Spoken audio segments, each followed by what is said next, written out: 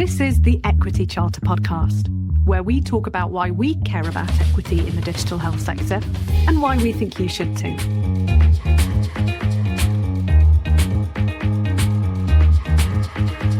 Welcome to this week's episode of the Equity Charter podcast. My name is Aisha Rahim and I'm a psychiatrist and Chief Clinical Information Officer working in the NHS. Along with my colleagues Hassan Chowdhury and Victoria Betton, we developed 10 principles for embedding equity within the digital health sector. This week we'll be discussing Principle 8, Ethical Procurement and Contracting Promotes Equity. And we're really fortunate today as we have 3 experts to help us navigate this topic. Patrick Vernon, Dan Brayshaw, and Keith Smith. So welcome to the show, Dan, Keith, and Patrick. Thanks for joining us. Thank you. Yes, thank you. Great to be here. Right, so what we'll start off by doing is asking you to introduce yourselves, say a little bit about yourself and your current role. So if we start with you, Patrick, could you tell us about you? Yeah, sure. I have many roles. I'm Pro-Chancellor for Health at the University of Wolverhampton. But until recently, I was chair for about 3 years of Birmingham and Solihull Integrated Care Board. Thank you. All right, and moving over to Dan. Hi there. So, Dan, I'm the Commercial Director at Aire Logic. Aire Logic is a software engineering consultancy that focuses on tech for good, primarily in the healthcare sector, but across other public and private sector organisations as well. And finally, last but not least, Keith, tell us about yourself. Hi, I'm Keith Smith. I am in charge of public sector strategy and market development at O2 Business, part of the Virgin Media O2 group. And I face into many of the relationships that we have right across public sector and indeed the health. And I have been instrumental in establishing a number of health vertical initiatives. So, yeah, it's me. All right, thank you very much. So I'm going to kick us off with a question probably aimed more towards Dan and Keith in the first instance. So when you're thinking about public sector procurement, I suppose for those people that aren't necessarily living and breathing this sort of world, I'm guessing this feels very complex to navigate compared with some of the other procurements that you might be involved with. So I just wonder if you could give us a bit of a flavour of what the whole public sector procurement feels like from your vantage points.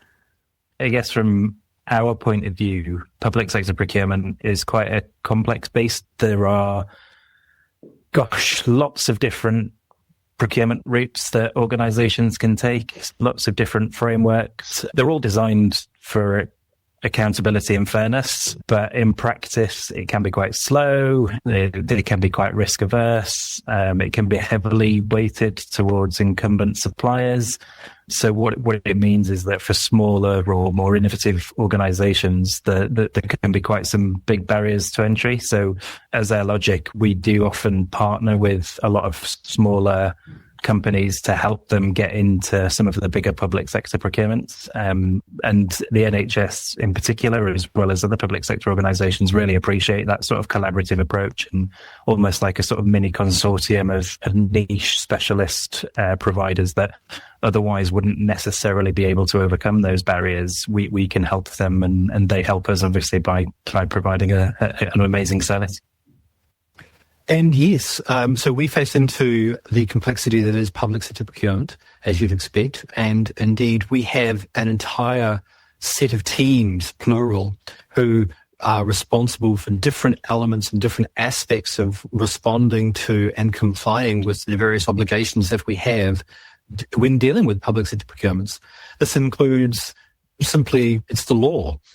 So there are laws and regulations that govern how public sector buy, and there are very good reasons for why those laws exist.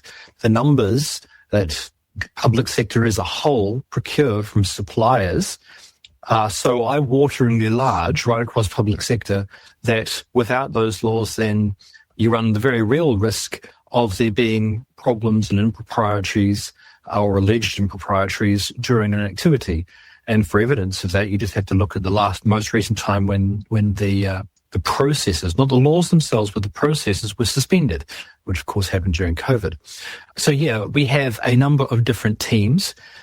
But that being said, we bake this into our business and our business processes. We understand at a very detailed level what is required. And as you would expect, we execute against that quite effectively. This, of course, does raise the question, which I think Dan was alluding to there, of the difference between a large supplier who has the ability and the resources to face into that complexity versus a smaller, perhaps more agile and nimble supplier, but perhaps does not have those same resources to be able to bring to bear. And there are some resources that those smaller suppliers can call on. There are certainly understandings that certain buyers can make in that regard. But it's a whole thing. Thank you. And I think that's probably going to resonate quite a lot with our listeners around the complexity of the regulations that surround public sector procurement. But of course, Patrick, you've sat on the opposite side of the fence in your former NHS roles as well. And we've heard from Dan and Keith about how the system is quite hard to navigate, quite complex, and does favour those larger, more incumbent suppliers. I guess I'm just wondering from your perspective, what impact that might have. So if we are that the system is almost set up to favour those larger organisations with that more well-resourced infrastructure, what do you think are the risks of that impact on delivering health and care for these diverse populations? I don't know if you have any views. So a good question. First, just to clarify, that procurement's often seen as a technical or finance exercise, where it's seen as a back office function, but actually it's not. In reality, it's one of the most powerful tools that the public sector, definitely the NHS, can do to shape equity, trust and outcomes. And obviously the way that procurement rules and structures of processes, it does work in favour of big companies. I mean, when we developed our strategy as ICB probably about 3 years ago, we looked at all our suppliers, but the first thing we did was pull together all our purchasing power of all our trust providers. So the ICB at the time, it's changed now because it's merged with another ICB. Our budget was 6 billion. And after that 6 billion, 1 billion was spent on non-pay, i.e. stuff that for procurement. But we recognised that, yes, we were funding the bond sector organisations, community groups, as well as obviously NHS organisations for our normal standard commissioning process and grants as well. But we also recognised that 1 billion that we spent for non-pay, which goes to suppliers, that could also add value around social value as well. So we recognised that how do we work with the big suppliers to work, well, as well as trying to have small suppliers, but how we work with the big suppliers to engage with third sector communities and actually contribute to the ICB's policy and strategy around tackling health and quality, especially in the place like Birmingham, which is according to the Health Foundation, has highest levels of health and qualities in the country as well. And what I mean by health and qualities, I'm not talking about just simply clinical stuff around diabetes, cancer, stroke, all that kind of stuff. Health inequalities recognises access, digital exclusion, workforce diversity, cultural competency, and who gets the services. And that's why we were very keen to work with big suppliers to contribute and be part of this agenda around tackling health inequalities and using the NHS money that we normally give you, but actually we wanted to make sure that the NHS money the NHS pan could stretch that a bit further.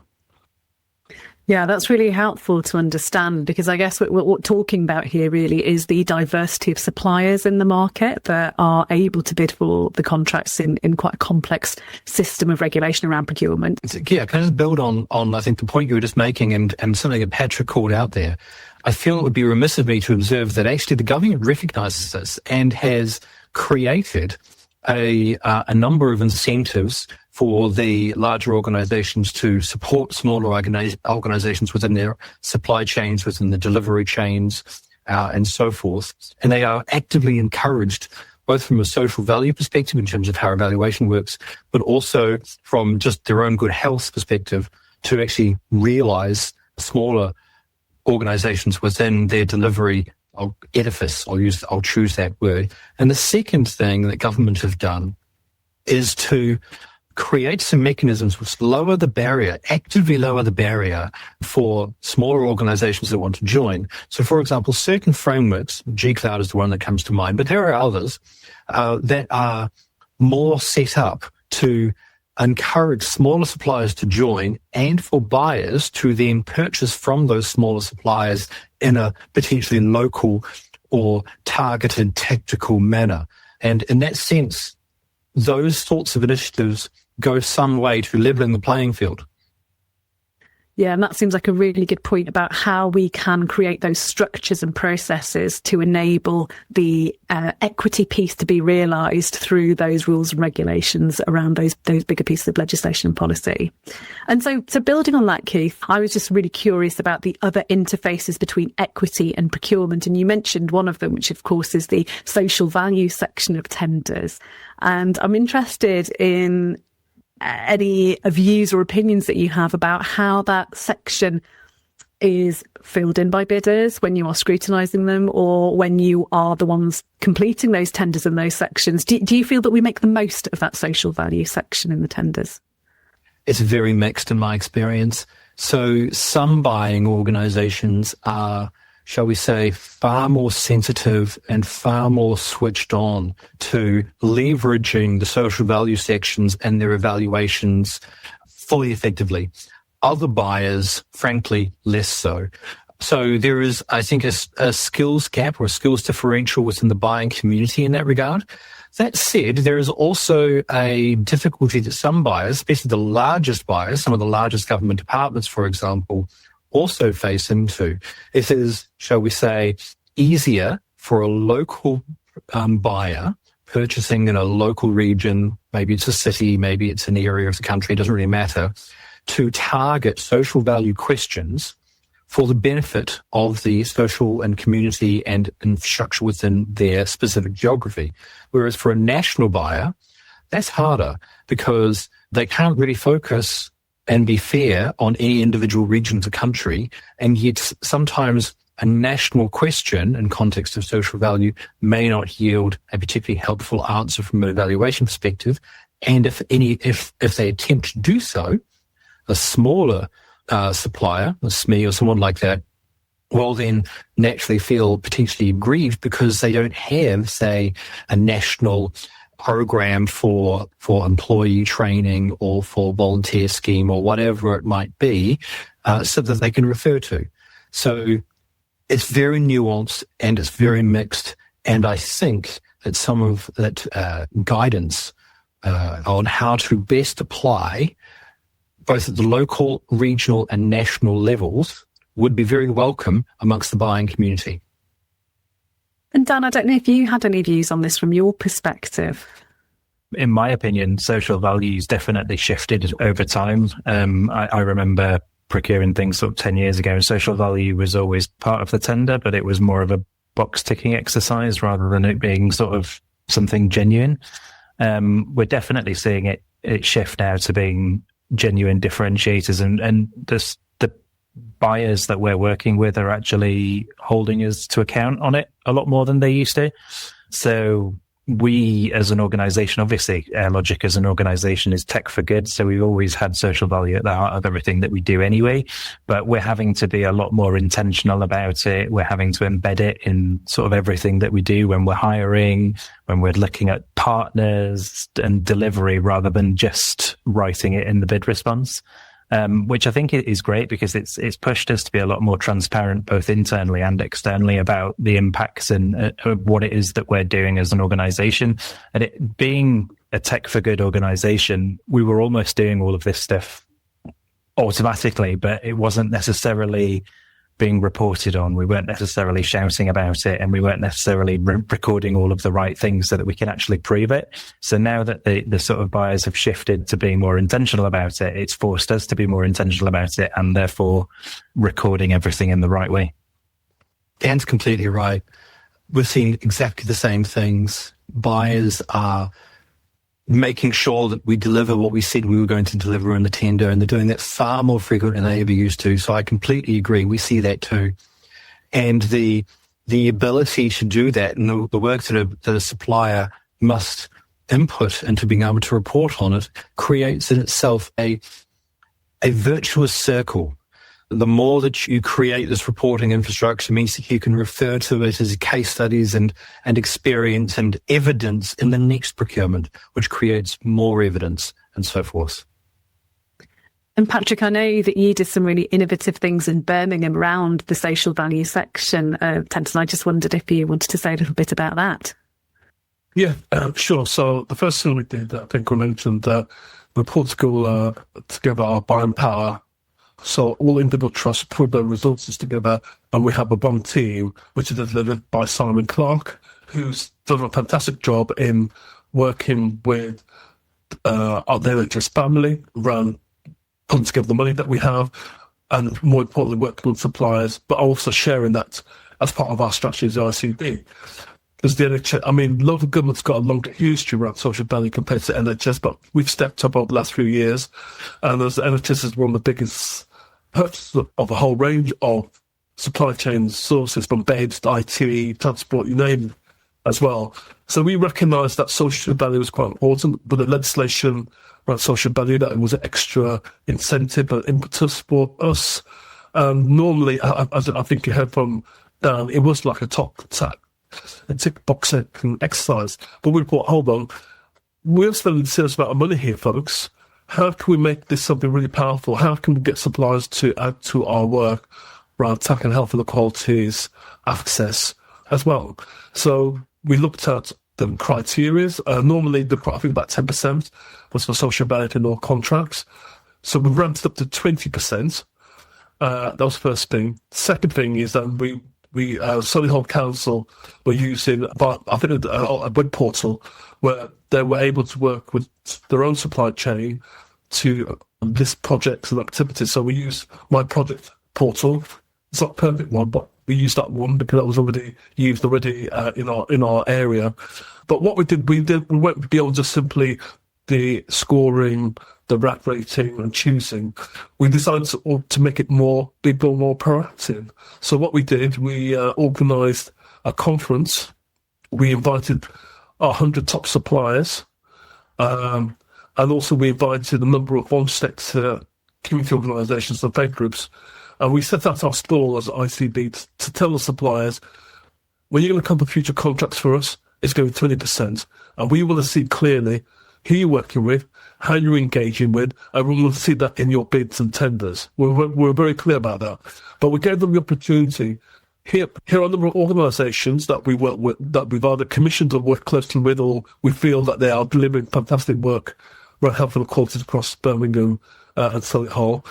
So it became, with the big speeches, we had someone from, we talked about the big vision about procurement, and then we had workshop sessions where basically speed dating. We put together some of these big supply companies with non-sector community organisations, and we explored different themes, how we could work better together. And I can remember in one of the workshop sessions, I just sat in and listened. The community group said, our printer stopped working. We've got no printer. We can't do photocopying anymore. And one of the suppliers in the room just stood up voluntarily and said, give me your details, and we'll sort you out. And this was not linked to a contract. This was that pure emotional interaction conversations. And then we thought, this works. So Simon and his team, his procurement team, have implemented this 20%. Then what Simon has done as head of shopping, is then arrange individual meetings with all the top suppliers to reinforce the message. Guys, you want this work? Engage with us, work with us. And then he went to, and I went along, we went to visit a whole range of community organisations in Birmingham and Solihull to say, we're trying to get these big suppliers, but you need to play your part. You've got to demonstrate and present yourself in a way that's compelling, and we'll support you on this, that there's added value between suppliers and the work that you're trying to do around tackling up inequalities. Yeah. And then we followed up again about 9 months later, where we invited suppliers and third sector organisations to our board meeting to have a conversation with me and the chief exec to see how it's going, what more can we do. And that's still ongoing now as we speak as well. So it's not simply just a procurement exercise and activity. it's a relationship building which really is important for this to work. And that's such a fantastic and tangible example of how you can start to embed equity structurally within procurement. I'm just really fascinated, Patrick, about how you got people along with you on that journey, because it seems like such a radical thing to do and very different to how the NHS would normally sort of implement policies like this. I'm just wondering if you could give us a bit of a sense of how easy or difficult it was to persuade your colleagues to come with you on that journey. It was a lot of work, because Simon, when we said to him as a brief, we had a board seminar, and we agreed as a board strategy. But no, you can agree as a board strategy, but how do you deliver that? And then I think Simon was up for it. But to be fair to him, he wasn't quite sure how this would work, because he had a traditional relationship working with suppliers, the whole procurement process. Then I don't know what happened to Simon. He had, I think, in the moment of epiphany, that's all I can describe you. You might think interview at some stage, and he felt, hold on, I can make this work. But also, this was in the wider context of what we were trying to do as ICB at the time. We had a clear health and quality strategy. On top of that, we made, as chair, I was very keen that we had an anti-racist approach to our work as ICB, and also in terms of the public sector quality duty and all the duties linked to intersectionality and how we worked across our trust providers. And we had a system-wide equality development strategy with a system-wide approach around this. And also we also set aside £20 million called the Future Fairers Fund to fund one sector community organisation. So we can say to suppliers, this is what we're doing, not just simply the standard, we're commissioning better coronary heart disease, CHD, diabetes, alternative services, all the stuff that we do, the traditional view around commissioning. We would take it to the next level, and suppliers could see our vision, and that made it easier for them to come on board, and they could actually understand it much better in some ways as well. So I think that had worked, but I think it was the conversations, the dialogue, the listening, building the trust and confidence, and then bit by bit, some of these big suppliers came forward with their own ideas. Some of them already had CSR strategies, which was easy. Some of them, and they were working at a national level, some of them didn't know how to engage. So I said, okay, well, how do we talk to these foreign sector organisations? How do we know we're going to be a good fit? So we have to do a bit of matchmaking, not just using the portal, but actually physically engaging with them as well. And I have to say that Simon and his team did a fantastic job. It made our life much easier as at ICB in that sense, but that was part of the context. Social value fit into a wider context of tackling health inequalities, equity, and tackling discrimination. I think that's such a sort of refreshing approach. Obviously, we attend a lot of sort of supplier market engagement sessions, and it's a question that comes up a number of times. I've heard it from small organisations: is we really want to be involved in this tender, but we're just too small. How do we find out who else we can be working with? And it's a problem that's faced by quite a lot of smaller organisations. So actually, the buyer taking the initiative and putting together that session to bring them all together is such a great idea. Yeah, and actually I agree. And I suspect there might be some listening that would think, well, a large organisation, why would they necessarily agree with that? But I absolutely do. You wind up with a far richer, a far more effective, as well as equitable marketplace and broad capability set if you behave in that way. And you kind of don't have to even take our word for it. There's science, there's math on this. So I don't know if anyone's heard of the Nash equilibrium computation. He won a Nobel Prize for this back in the 90s, 94, I think it was. He's the same guy that was featured in a feature film called A Beautiful Mind. That took in maths. Yeah, exactly. So he proved, in fact, that a rich, equitable, broadly level playing field where everyone is using the same rules creates a broader, better outcome for everybody than one that is less equitable. And you can apply this at all levels, and within a procurement, within a region, within a location, and so forth. So yeah, you kind of don't have to take anyone's word for it. It's in the math as well. So completely agree. That's fascinating. So, I guess we're seeing that move towards value-based recruitment. So rather than just looking at the bottom line cost of things, looking at actually value for money, and that really plays into that agenda as well. And I suppose that leads me to thinking from a commercial perspective, whether you feel, Dan and Keith particularly, having a bit more structure to the social value section would be really helpful to allow organisations to shine and to show what they're doing, because at the moment it feels like such a blank box to fill in. I just wondered if you had any perspectives on whether more structure about how organisations can respond and demonstrate what they're doing would be a helpful thing. Well, I don't necessarily want to reveal any of our secret sauce and how we respond to it. But I will observe that if there was more structure, and I'm going to echo the point I made earlier in this podcast, if there was a bit more structure, if there was a bit more guidance that would help perhaps the less informed or the less experienced buyers to execute a more effective evaluation in the social value section, that's got to be good. I think, yeah, I partially agree with you. I think having more structure for, like you say, the less experienced organisations would be really good. What I don't think the route should be, I don't think the route should be prescribing exactly what social value is, because social value is different for every single organisation. They have different levers that they can pull, and they have different initiatives that they want to put forward. And what we don't want to lose is the innovation around social value and the sort of innovative schemes that organisations are coming up with. But I do think potentially more guidance, more support for the smaller, less experienced organisations would be good. Yeah, and when I was referring to structure just now, I'm agreeing with you, Dan. When I was referring to structure just now, I wasn't necessarily referring to a template which has a bunch of boxes that you have to tick, because that's very few people's interest. Creating a structure whereby you can be innovative in your response, you can be clear in your response, you can show where you shine in your response. That's absolutely right. And I'd like to pick up a little point about the education piece, and particularly going back to what you said, Patrick, around linking all of this work that we're talking about with an organisation's strategic objectives to improve the health inequalities that exist already.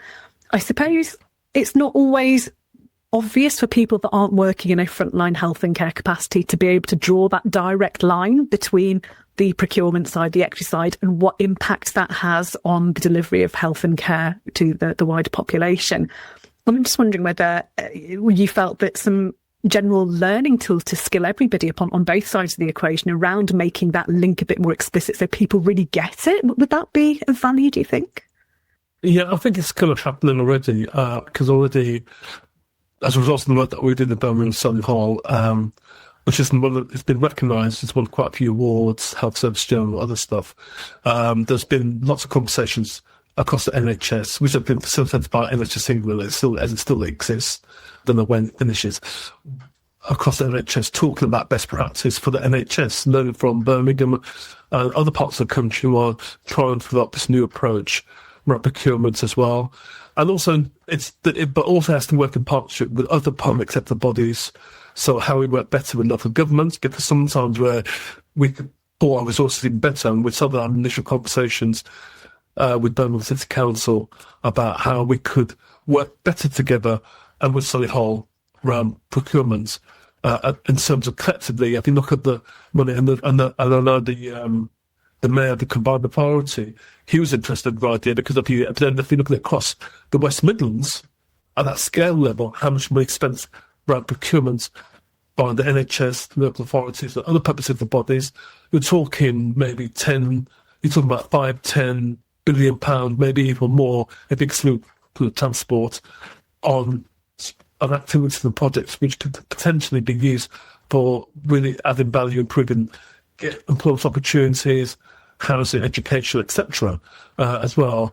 But also, as Keith said, it's about how do you educate and inform suppliers so they understand they are part of this conversation. It's not just simply, of course, we'll just tick the box, we'll give somebody for a little project or little grant and that's it. But actually you're adding value, you're working with us around tackling health inequalities workforce is a good example where how you can really harness around projects around employability, social enterprise, and even those very small, down the bottom of the supply chain, those very small companies who can't go through that procurement hurdle, but there could be a subcontractor to a bigger company, and we could do more of that stuff. And I think we could actually be really brave and actually extend what the social value even wider as well, in terms of well-being, prevention as well. So it doesn't simply become a contractual relationship. It becomes a shared partnership with suppliers, working in partnership with the public sector.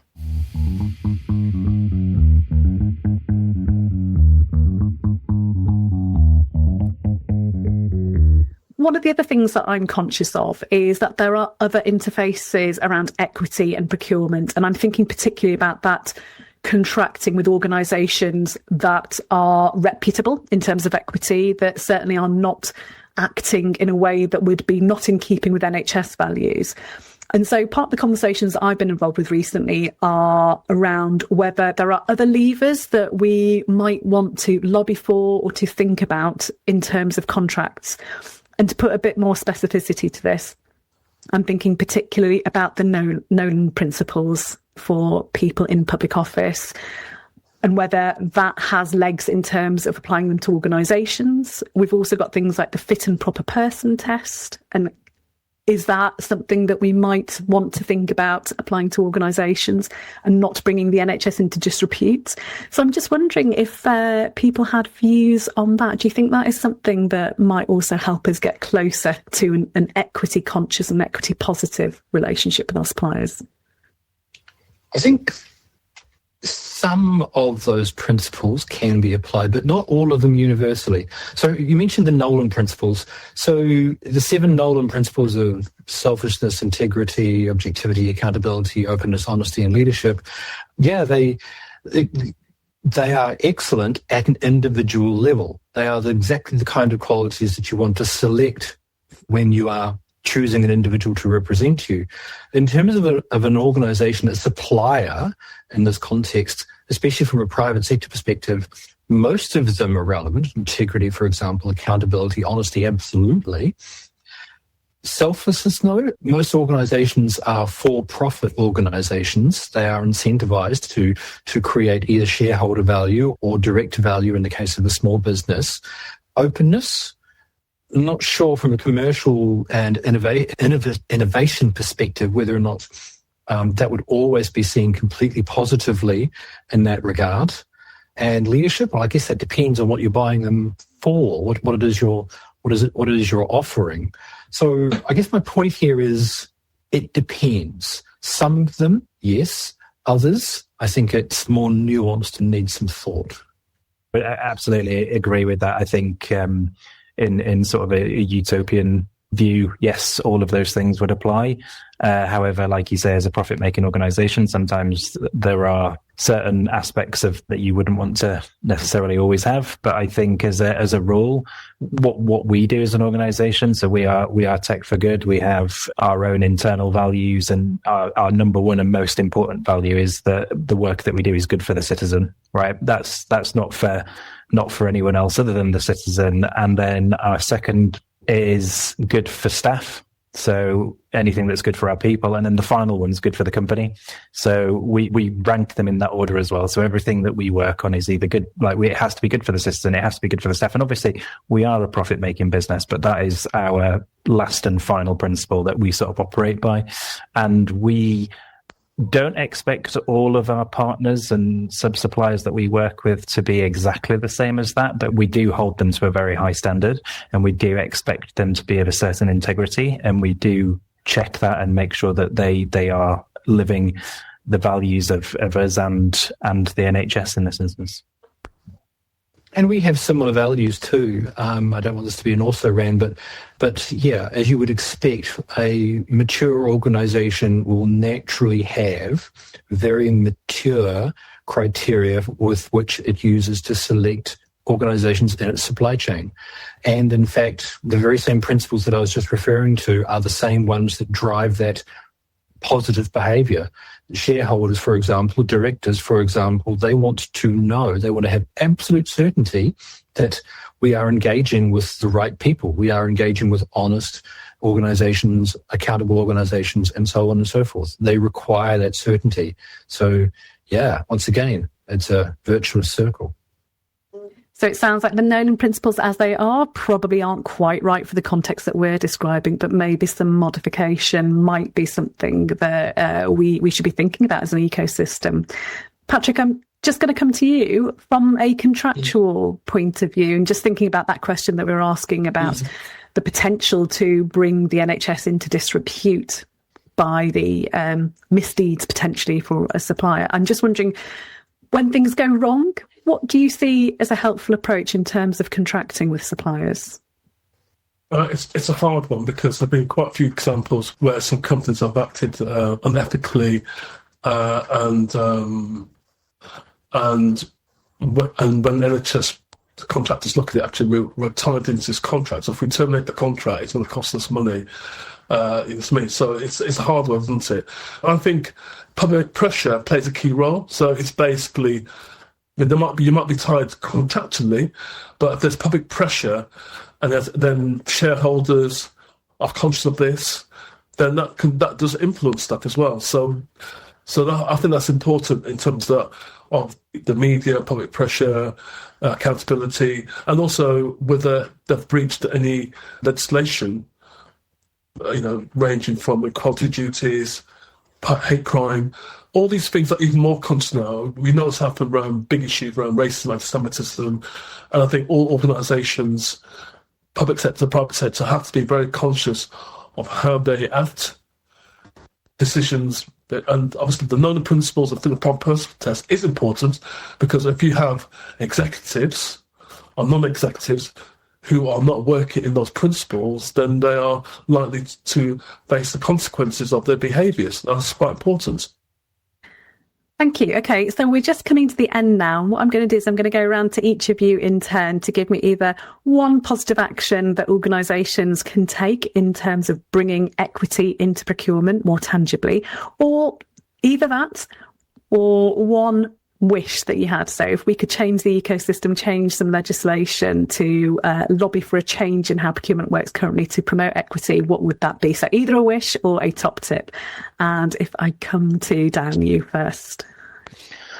So I think that a sort of tip would be for organisations to be very intentional about their approach to this, and come up with initiatives and measures that they can put in place that can be measured and reported on, and factor it into day-to-day operations. It's not a box-ticking exercise. It's not something that you do for a tender. It should be how your company operates. And if you do it like that, then responding to these tenders is a lot easier, because it's not something that you have to do specifically for this purpose. It's just day-to-day life. But make sure you're reporting it, because we didn't always do that. Great tip. Thanks, Dan. Moving on to Keith. So I think I'm going to call out the good work that the Social Value PPN has brought about. And it would be, I think, very interesting to see that being applied more broadly. Obviously, it can be applied with some public sector procurements, but to see some of this start to either be incentivised, because it's difficult to legislate in the private sector like this, but to find some kind of mechanism to incorporate the social value PPN objectives into broader procurements, I think that would be really interesting. Thank you. Very thought-provoking. And finally, last word to you, Patrick. Yes, a couple of things. I think it would be fantastic for the major suppliers, major corporates, depending on their size, to have a named person, as well as the chairman or non-executive person on their board that is their champion for social value. Now, I think that would be really powerful, basically. I know some companies already have that notionally, but just imagine that would be great. And then equally, in the public sector, you have the equivalent of a NED or an executive that have got social value as part of their portfolio as well. So that would help. And then I think, secondly, I think we don't use enough of the public sector equality duty. There should be more conversation on how that advances social value. So I think more of that. And I think that finally, I think we need more conversations and demystify procurement, demystify supply chain, demystify social value for everyone, including the voluntary third sector, a whole range of partners as well. That's a great thought to end on. So all that remains for me to do now is to thank my guests today. Thank you, Dan, Keith and Patrick.